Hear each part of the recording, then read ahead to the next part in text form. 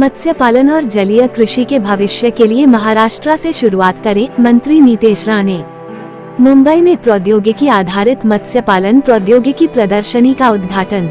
मुंबई, 12 जून 2025। महाराष्ट्र के मत्स्य और बंदरगाह विकास मंत्री नीतेश राणे ने बताया कि मत्स्य पालन और जलीय कृषि क्षेत्र का भविष्य बनाने के लिए महाराष्ट्र से शुरुआत करनी चाहिए।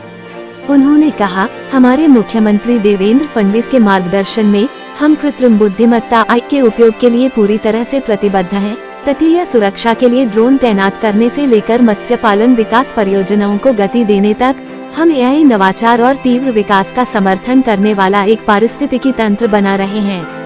वो मुंबई के गोरेगांव में आयोजित 2 दिवसीय प्रौद्योगिकी आधारित मत्स्य पालन प्रौद्योगिकी प्रदर्शनी IFT के उद्घाटन अवसर पर बोल रहे थे।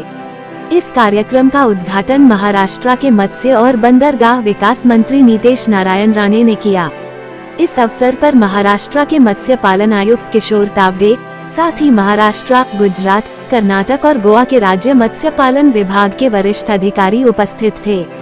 उपस्थित लोगों को संबोधित करते हुए मंत्री राणे ने कहा, मैं अंतर्राष्ट्रीय मत्स्य पालन प्रौद्योगिकी प्रदर्शनी के आयोजकों का दिल से आभार व्यक्त करता हूं और उन्हें बधाई देता हूं कि उन्होंने प्रौद्योगिकी, नीति और क्षमता इन तीनों को एक छत के नीचे लाने वाला वास्तव में एक विश्व स्तरीय मंच बनाया है। ये योजना सही समय पर शुरू हुई है। महाराष्ट्र मत्स्य पालन में पहले 5 राज्यों में आने के लिए कटिबद्ध है और इस प्रकार की प्रदर्शनियां इस यात्रा को गति देने के लिए आवश्यक हैं। उन्होंने आगे कहा, मैं प्रौद्योगिकी प्रदाताओं, निवेशकों और उद्योग क्षेत्र के नेताओं को आमंत्रित करता हूं कि वे हमारे साथ भारत के मत्स्य पालन और जलीय कृषि क्षेत्र का भविष्य बनाने के लिए महाराष्ट्र से शुरुआत करें। इसके अतिरिक्त भारत के मत्स्य व्यवसाय सर्वेक्षण संस्थान के महानिदेशक श्रीनाथ के आर ने कहा, भारत का मत्स्य पालन क्षेत्र वैश्विक स्तर पर अपनी छाप छोड़ रहा है, 130 से अधिक देशों को निर्यात कर रहा है और बुनियादी ढांचे तथा नवाचार में परिवर्तनकारी निवेश के कारण यह संभव हुआ है। IFT एक्सपो जैसे मंच इस गति के लिए महत्वपूर्ण है, जो हमारे प्रधानमंत्री के सतत प्रौद्योगिकी आधारित नीली अर्थव्यवस्था ब्लू इकोनॉमी के दृष्टिकोण से मेल खाने वाली प्रौद्योगिकियों को प्रदर्शित करते हैं। उन्होंने इस सहयोग और विकास के लिए उत्प्रेरक कैटलिस्ट बनाने के लिए आयोजकों को बधाई दी। ये प्रदर्शनी 2025-26 के केंद्रीय बजट में मत्स्य पालन क्षेत्र के लिए रिकॉर्ड 2703 करोड़ रुपए के आवंटन की पृष्ठभूमि में आयोजित की गई है, जो भारत के मत्स्य पालन क्षेत्र के आधुनिकीकरण के प्रति प्रतिबद्धता को रेखांकित करता है।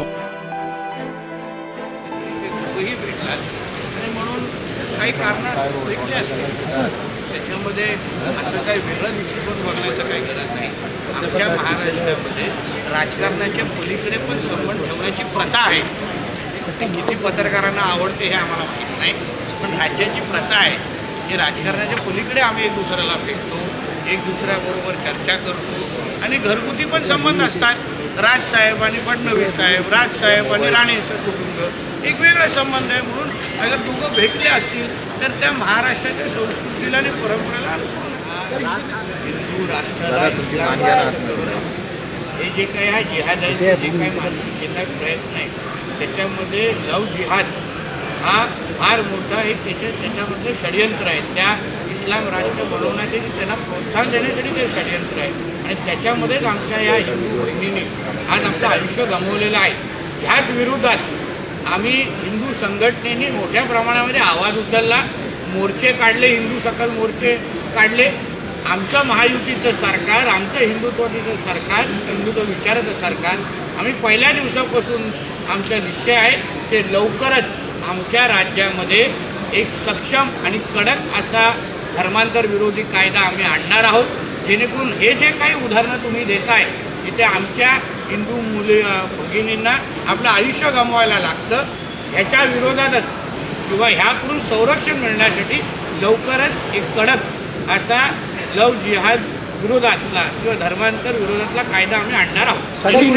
प्रकरण थांबली जाते। जिस तरीके से वहाँ पर मुस्लिम कर्मचारियों की नियुक्ति होती है, इस तरीके की हिम्मत कोई हाजी अली में या अजमेर के दरगाह में करेगा क्या?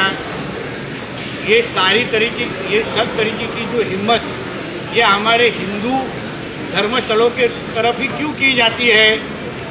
एक भी कोई हिंदू व्यक्ति अगर हवेली में काम करते हुए दिखा तो शायद उसको जिंदा भी छोड़ेंगे नहीं। कोई अजमेर दरगाह हो या तो कोई भी मस्जिद या किसी को भी देखिए, कहीं भी आपको गलती से भी कोई भी हिंदू काम करते हुए दिखेगा नहीं। मदरसा में भी ये लोग काम करने देते नहीं। जलगांव के तरफ या बुल्ढाने के तरफ कोई मदरसा जब उसमें रेड मारी गई तभी वहाँ पे एक जो हिंदू शिक्षक काम कर रहा था उसको मार डाला गया।